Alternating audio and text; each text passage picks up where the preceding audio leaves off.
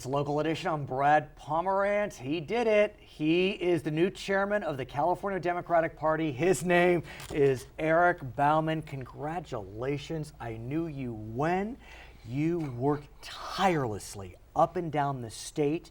There's no doubt that the party, there were certain factions that were supporting one candidate versus another, but you pulled it out, a nice win. How'd you do it? Yes. Yes. But honestly, I mean, there's a Jewish concept called Bezrat Hashem. Which means? It means it was in God's hands. Clearly it was in God's hands. Look, it helped that I was very definitely the candidate of labor. Nearly every labor union in the state that endorsed me, with the exception of one or two. Right. I had the support of more than 70% of the elected officials and their delegates. We had an extraordinary GOTV operation. Right. I brought in an incredibly terrific and effective team, and it was close, to be sure, but. You know what they say, what they call a doctor who graduates 150th in his class of 150? A doctor. Doctor. So, exactly. But it's interesting because, yes, it was close, but you still won by about 2 points. Yeah. And so 2 points is a decent win. I mean, I guess part of it was the expectations game. Early on, folks thought maybe you would win by a greater margin. But look, a win is a win. But I do think... One of the things was, though, and you have to understand that for 6 months, the supporters of my opponent trashed me. You're right. And on every subject known to man, they made stuff up, some of it, and whatever, and I didn't fire back. And I must tell you, that's not easy for me. I'm a boy from the South Bronx who's used to but why punching not? back. I mean, one could argue that the Democrats have lost elections for not firing back.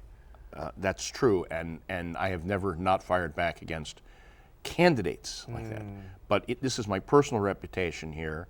And I didn't want to be in the mud in my race. Right. I did not want to be making attacks. I wanted to talk about the positive, progressive, futuristic agenda that I have for the party. But let me ask you about that agenda, because it's clear that in this race, the supporters of Mr. Bauman and the supporters of your opponent kind of lined up almost like a Hillary-Bernie situation, where you were more kind of the Hillary establishment candidate and your opponent was more the Bernie-crat candidate. And so some would argue that the party's a bit divided now, at least the California Democratic one doesn't Party. have to argue that. I mean, it's a fact. Right, but why should California be divided, at least the party in that?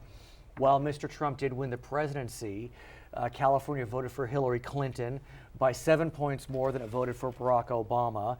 It has a 2/3 supermajority in the House, in the Assembly, and in the Senate.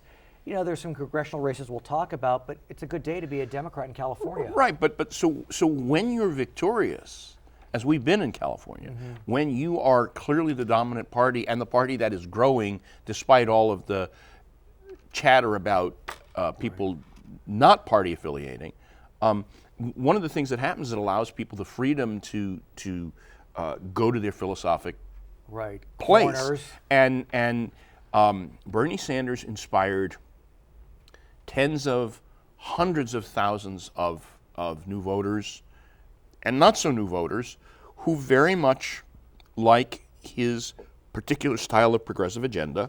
But how do you, as the chairman, now get these folks, I'm going to use this cliche, I don't want it to come off the wrong way, but fall in line? Because look, Mr. Trump, for example, one could argue that him receiving support from the evangelical community is a bit surprising, given some of his history, but they, quote, fell in line.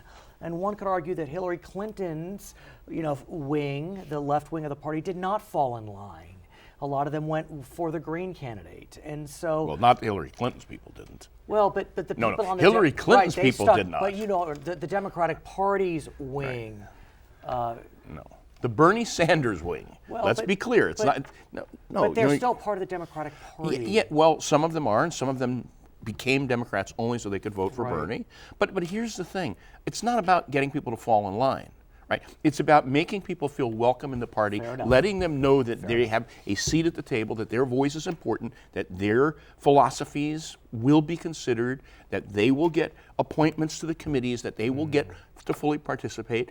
And you know, for some people, they will never like me and accept me. And for other people, once they see my leadership style, will be very surprised to find out. I mean, one of the first things I did was implement the shared governance style with the officers of the party. That's never been, it's always been a totally chair-driven party for the 25 years that I've been involved with it. And, you know, the officers and I have been meeting and talking by phone 2 to 3 times a week as we've planned, as we're rolling out changes to the party, hiring staff, creating new policies, and that inclusive style of leadership is something I believe in and I like. And I think the vast majority of Democratic activists will come to realize that that's really who I am. There are some people who there's an anger and a frustration with them. They don't think the government works for them. They actually think the party's a failure. I don't know how anybody that can see would possibly imagine the California Democratic Party is a failure. Let's talk about the most pressing challenge for the Democratic Party right now in California, and that is the intended recall of one of the party state senators, Josh Newman. Represents significant portions of Orange County, San Bernardino County, LA County. He voted in favor of the gas tax, as did lots of Democrats and even one Republican. But some activists are going after him, trying to recall him. Well, not some activists, some Republicans are going after him. Let's be clear. Please. So let's talk about what the party does to protect him. Look, we've already started doing mail for him. We've already started working to put together a campaign to minimize the likelihood of success of qualifying this. I unfortunately have a little bit of experience with recalls. This is not my favorite arena in the world, since I helped run the campaign that was not successful to protect Governor Davis. But here's the thing. This guy came into office, took a Republican seat on the basis of his persona, on the basis of his relationship to the military and to veterans, on the basis of a set of policy planks and beliefs that are frankly quite in tune with that district, and we're going to have to fight it out. If the Democrats are to take back the House of Representatives, that take back goes right through California. It's undeniable that there are, seven seats. Potentially 7. That are held by Republicans that the National Party want to flip. You're going to be right in that. Talk to us about your efforts over the next, 18 months? There are already folks on the ground in a number of those districts starting to organize those districts, starting to do voter registration, starting to lay the groundwork. Several of those seats are undeniably in play. The 25th congressional district. I think there are 14 Republicans representing California in the House, and 7 of them represent districts that Hillary Clinton won. Correct. So I guess it's those 7 that you're looking at? Right. So you know, they range from Darrell Issa's seat, which we're just licking our lips that the possibility of winning that seat, to one of your favorite guests, who I won't, Mr. Royce. Ed Royce.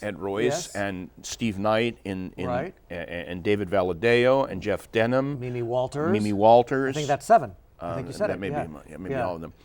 But you know, so the work already has started, because let's face it, primary day is a year away. Crazy. His name is Eric Bauman. We are proud to announce that he won his race for the chairmanship of the California Democratic Party. My name is Brad Pomerance. We thank you so much for joining us on Local Edition.